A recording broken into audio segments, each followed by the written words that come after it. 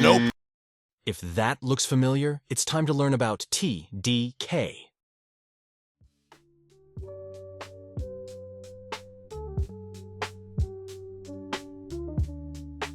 TDK refers to a specific state that is triggered when a player, caught in a juggle or while airborne, is reset and lands before the attacker's juggle points or juggleable time have been fully depleted.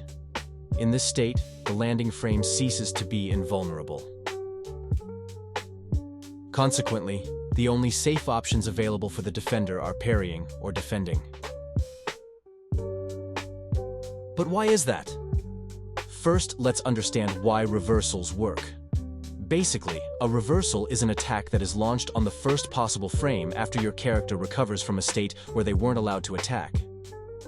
Taking that into consideration, we see that in Third Strike, there are 3 situations that allow a defender to perform a reversal.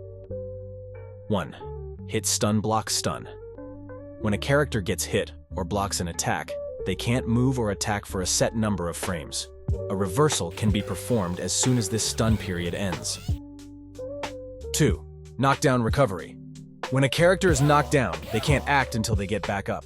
A reversal can be executed on the first frame after getting up. 3. Resets. When a character caught in a juggle or airborne is reset, they enter hit stun while airborne and recover while descending. Except for a few frames right after leaving hit stun, they remain invulnerable throughout this descent and upon landing. A reversal can be executed on the first frame after landing. Since TDK occurs in Situation 3, let's break it down with a detailed frame-by-frame chart. Understanding the regular situation first is crucial before diving into TDK. I will use Ken's X Shoryuken, which has invulnerable startup, as an example. As you can see, there are no offensive options for the attacker that won't be beaten by Ken's Shoryuken or any other invulnerable reversal. Every possible attack point is covered by invulnerability. Additionally, it's important to note that light, medium, and heavy resets result in different lengths of hit stun and rollback phases. Keep this in mind for now because it becomes more complex. So, what can we do about it? Well, the solution is simple. Put the opponent in a TDK state. Sounds fancy, right? But trust me, the difference is huge. Let's put everything in its proper place, shall we? This goes here. That goes over there. There, all set. As we have seen, normally when your opponent lands after a reset, they're like, haha, you can't touch me, because they're invulnerable. But when they land in a TDK state, it's a whole different story. Bam! No more invulnerability. It's like a welcome mat for your attacks. Now the defender is the one sweating bullets. They have no safe options for a counterattack. Even their fancy invulnerable moves won't save them. Isn't there something missing, pal? Yeah, chill, buddy, we're getting there. Just hang tight. Now that the idea of TDK is finally sinking in, there's still one tiny, itsy-bitsy detail left. Also known as reduction values, these points determine the diminishing window of opportunity for executing subsequent moves in a juggle. As shown in the table, you have 10 juggle points to work with and 121 frames of time to use them. In-game, it looks like this. The frames left number and the bar represent the same thing, just presented in different ways for ease of use. Also bear in mind that, for some reason, the number of frames left shown in the game is always double what you actually have. However, they decrease 2 by 2, so it more or less evens out. Therefore, juggle points and juggleable time work in conjunction to prevent infinites and other shenanigans. After initiating a juggle with a launcher move, each subsequent hit on the opponent costs a certain number of points. As the total reduction value of the attacks landed increases, the amount of time available for juggling decreases. Furthermore, as the launcher move also consumes points, the juggle points serve as an indicator of the initial available time on the meter. As a general rule, one can continue juggling until the juggle points reach 6, while extending the juggle beyond that point is not impossible. It depends on various factors such as the startup of the moves, the recovery time of the moves, and whether they can be cancelled into a special or super. Therefore, it becomes more about timing than just the number of points. In Necro's case, considering the height at which he launches and resets the opponent, he can safely use 5 points, leaving enough time for the opponent to land before the meter runs out. This allows for maximum juggle damage, while also putting the opponent in a TDK state. Having said that, as a general rule for every character, if you have at least one available frame when your opponent lands, you can safely perform a TDK Meaty since their landing frame won't be invulnerable. I haven't tested every possible scenario for every character, but it seems unlikely that you can land with 6 or more points and still have frames or time available. So 5 points appears to be the maximum for a TDK. Also, don't confuse juggling during stun juggles and TDK juggles. During stun juggles, you aim for maximum damage by squeezing as many points as possible, while in TDK juggles, you stop at 5 points while maximizing damage when possible. Here are some additional facts about juggling. 1. If a move can reset the juggle points, it will reset them to 0 at the moment of impact of the first hit.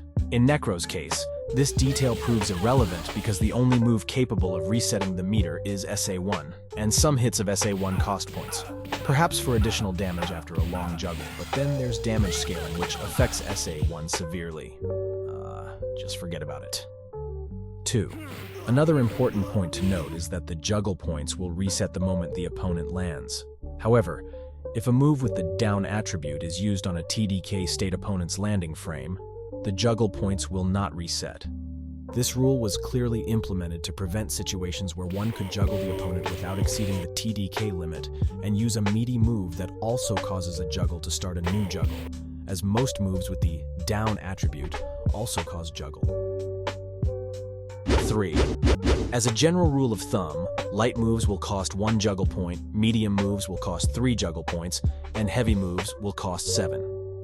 That being said, there are many exceptions. For example, Dudley's jab costs 15 juggle points, which kills any TDK chance immediately, while Necro's heavy elbow costs only 1 juggle point. Finally, since every move incurs juggle points, Necro players can refer to this table that shows the cost of each move. I will also leave the link in the description. What about my character? Alright, if you've been paying attention, you should be a TDK expert by now. But let's dive into the whole crazy circus one more time, just to be sure. Pretty straightforward, right? Right! Well, that's it. Everything that can possibly happen during TDK, for both the attacker and the defender. Now, let's move on. Now that the TDK idea is fully understood, let's focus on the specifics of Necro in relation to TDK. 1. How does Necro start a juggle? To initiate a juggle, a launcher move is required. Fortunately, Necro boasts several launchers to choose from. Here is the complete list. Looks like a lot, doesn't it? Unfortunately, some are more juggly than others. Let's see what that means. True launchers. These moves initiate a juggle and sustain it if used repeatedly. Regarding SA1, in certain specific situations, you can achieve a juggle after using it, but it's not recommended intentionally. Pseudo-launchers. These moves will not launch the opponent, but will maintain or create a juggle state if the opponent is hit while airborne. Special cases. These moves only initiate a juggle but do not maintain it. They also do not cost any juggle points. Additionally, Snake Fang will deal no damage if the opponent is hit before being knocked down. For more information, refer to my Snake Fang problem video. When you connect with a launcher move against your opponent, they'll follow an arc trajectory, ascending, moving backward, and then descending. If they're cornered, the movement is simplified to just ascending and descending. The distance characters ascend varies with each launcher, but what's interesting is the consistency across characters. For instance, whether it's Hugo or Ibuki hit by LP hook, they'll move in the same arc pattern. This is particularly beneficial for Necro because, given his need for frame-perfect execution, standardized elements work to his advantage. Whoa there! Hold your horses! Don't start popping the champagne just yet. 2. What is a reset, and how can Necro perform one? When juggling an opponent or while they're airborne, hitting them with a move that isn't a launcher and lacks the down attribute will cause them to enter hit stun while airborne, recovering as they descend. What are Necro's reset moves? Necro also has many reset moves to choose from, but unfortunately, not every move is worth using as a reset move. Moves that deal high damage will also cost more juggle points, which is undesirable if you are going for TDK. Conversely, Those that cost few points will deal low damage. To complicate matters, some moves that balance damage and points, ideal for use, will push Necro back, requiring a micro walk forward to take advantage of the TDK state. Additionally, some moves are almost impossible to hit as a reset because they need frame-perfect execution. Conversely, some resets offer a large window, which might make one think, oh, how delightful. But it is actually not, as we will see later. Essentially, sometimes the best strategy is to accept the damage loss here and aim to successfully exploit the TDK state to deal more damage overall. Anyway, here's an overview of the best and worst resets. Standing Jab, Chicken Reset. This reset is almost impossible to miss when used alone. When used after DBHP, it becomes frame perfect, making it almost impossible to hit. Hehe. Crouching Jab. If you've lost your rhythm, Crouching Jab can still salvage your reset situation. It's a reliable option. Standing Strong. This reset has the longest range but costs 3 Juggle Points. Depending on the launcher, it can prevent a TDK state. Standing Short, it serves a similar function as Crouching Jab but has a shorter range. Back Strong. Although it has 2 active frames, you'll often need to micro walk forward to connect it. Unfortunately, it's also the most unreliable reset, as it won't work on some launchers and certain characters.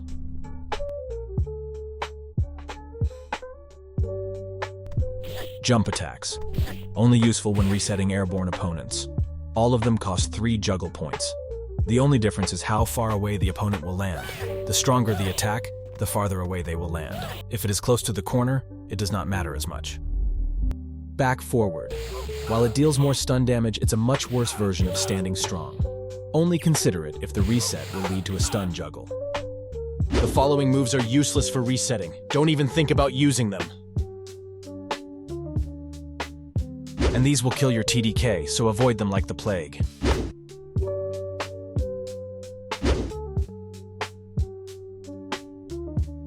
Well, I said not to open the champagne too soon, but you didn't listen.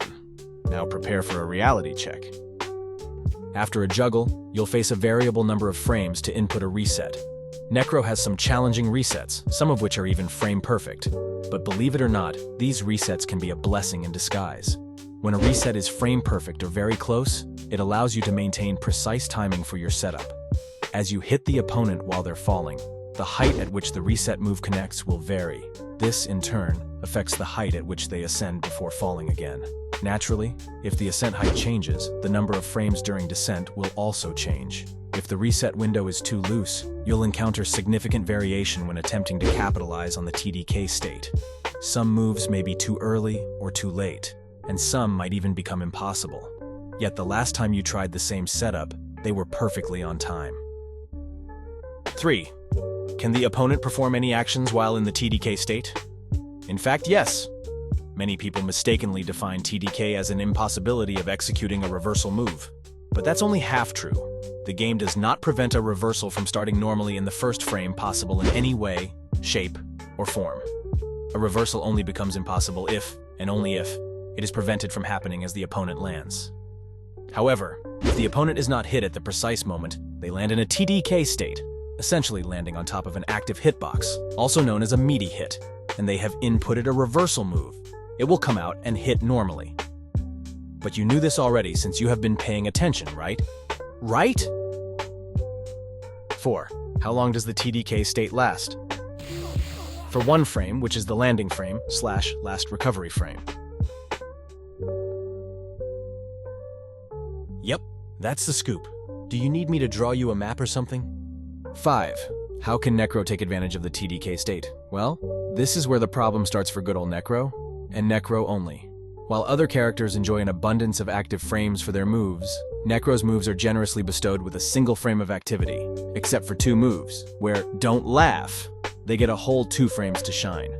What this means for poor Necro is that in order to take advantage of the TDK state, Necro must execute his meaty attacks with frame-perfect precision, and what a surprise, not to truly grasp the demoralizing nature of this situation for Necro. Let's take a peek at this table. As you can see, Urien's crouching forward boasts a whopping 3 active frames, far more generous than poor Necro's moveset, and that's not even Urien's best move. Despite this, he can mindlessly throw out his crouching forward, and unless the Urien player is exceptionally incompetent, he will effortlessly capitalize on Ken's TDK state. Essentially, he has 3 opportunities to land a hit on Ken. Now, feast your eyes on this other table showcasing Necro's plight. My, as you can see, it's a whole other story. If our old pal Necro isn't frame perfect, he will miss hard, and trust me, it's pretty easy to miss. What are Necro's best moves to take advantage of the opponent's TDK state? Well, to tell you the truth, Necro has no good moves for this purpose whatsoever. What he has is something that is just a tad bit better than the rest, which are back strong and back short. Let's go a bit in depth on each one. Back strong and back short. These moves are essentially the same in the context of a meaty hit, and the difference is largely cosmetic. Both can be parried and defended against high and low, which is unfortunate. Each has 2 active frames, and both lead to Electric Snake, dealing nearly the same amount of damage, with only a marginal difference. The startup difference is just 1 frame. The only significant difference is the range, where back strong has the advantage.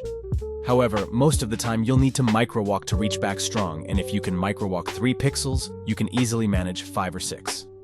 Otherwise, don't call yourself a Necro player. Crouching short. This is Necro's only low cancelable move. It boasts a mere 1 active frame, so good luck landing it. However, it hardly matters, as any savvy opponent facing Necro will simply defend or parry low, effectively covering all of Necro's options. Unfortunately, it is all Necro has. Oh well, it is what it is. Universal Overhead. It would be incredibly useful if this could be executed from a cancelable move, rather than just in raw form. The timing between the reset and the input is too tight, making it highly likely to miss. Additionally, it doesn't work with all characters or setups. Sometimes you'll need to Kara it, and even when it connects, the advantage gained is either insufficient for a follow-up, or the window is just too tight. That being said, it presents an interesting situation. Let's say the opponent knows Necro put them in a TDK state. They've watched this video, so they won't be foolish enough to attempt a reversal, though I still would, as it's often worth the risk against Necro, and instead smartly decide to low block. Now, since you know a reversal isn't coming, even a regular universal overhead can be used, and will hit just 2 or 3 frames after the opponent lands, faster than a reaction reversal. But if they know, and you know they know. Never mind. Standing strong. Despite having only 1 active frame, standing strong offers several advantages. If you attempt a meaty with it and miss, and the opponent manages a reversal, Necro won't be at the range to take the full damage. Instead, he might only absorb a few hits, and sometimes the reversal might even whiff completely. Except for a few reversal supers where the opponent moves forward, Necro is not only mostly safe, but also positioned to punish heavily. Meaty specials. What? Yep, you heard that right. Necro's specials have the most active frames in his arsenal, so if life gives you lemons, just make a meaty lemonade. Strong Hook. Who would think of this as a meaty? Well, Strong Hook has 2 sets of hitboxes. The first lasts for 3 frames, and the second lasts for 4 frames. It's the latter that we'll be using. In any juggle that can be reset with Crouching Jab, you can cancel it into Strong Hook, and it will always without fail give you a perfect meaty hit every single time. It's impossible to miss. What's more, if you have Meter, it's another chance for Electric Snake and a guaranteed stun if it hasn't happened already. Flying Viper. Believe it or not, this move is another excellent option. Not only is it an overhead, but it can also function as a 100% meaty in specific situations. Even when it's not perfectly meaty, the chances of hitting it as a meaty are still very high. Furthermore, if it doesn't land as a meaty, it has a strong likelihood of trading hits with a reversal or interrupting it. Of course, X-Flying Viper is the obvious choice, but sometimes only the regular version will do the trick. The only drawback is that it isn't cancelable into anything. Additionally, if the meaty is too deep, the second hit might miss, which is definitely something you want to avoid. Raising Cobra. This isn't a great option when you have Flying Viper. While it serves a similar purpose, it has fewer active hitboxes. In situations where Raising Cobra guarantees a 100% meaty, Flying Viper also achieves this, but with better results. Overall, it's just not as usable. Be aware that Strong Hook, Flying Viper, and Raising Cobra always need to be used as cancelable moves. If used raw, they will never hit as meaty. Denji Blast. Yes, this can also work as a meaty, but it can be tricky. It can be used either as a cancelable move or raw. In both cases, you'll need to keep mashing it. The problem is that it has a 50% chance to miss, even with perfect timing and positioning, because the hitboxes increase and decrease each frame.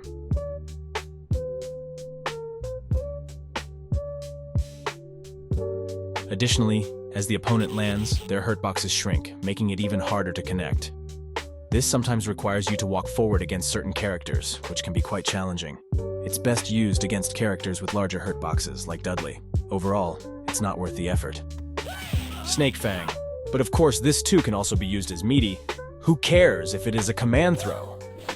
This is best used after a reset against an airborne opponent, as in most situations, Necro can't close the distance fast enough for a better meaty. The roundhouse version is always the best choice here.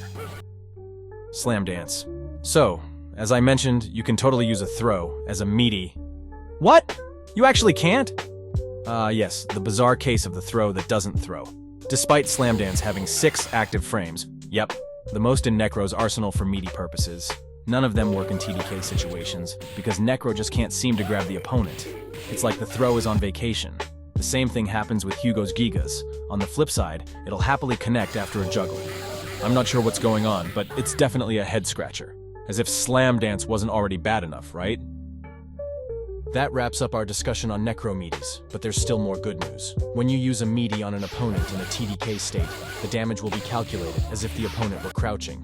This is another excellent reason to abuse it.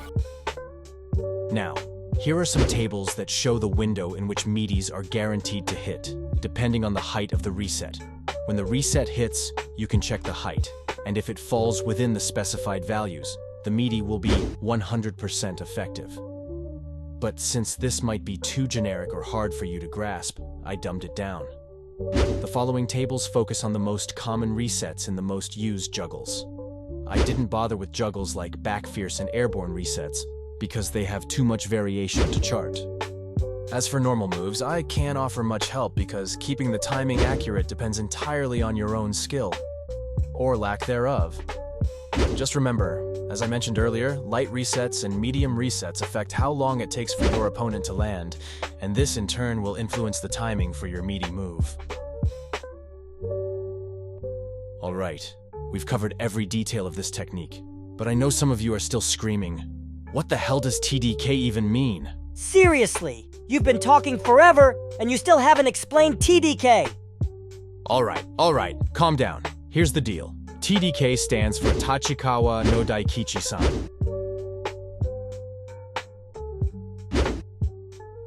What the heck is that? It's simple. Tachikawa is a city in Tokyo. No means of or from. Daikichi means great fortune or great luck. So, TDK is Mr. Daikichi from Tachikawa. I even found an Akuma player by the name of Daikichi. Maybe he's the one who first discovered this technique? Who knows? Well, now you know. Satisfied?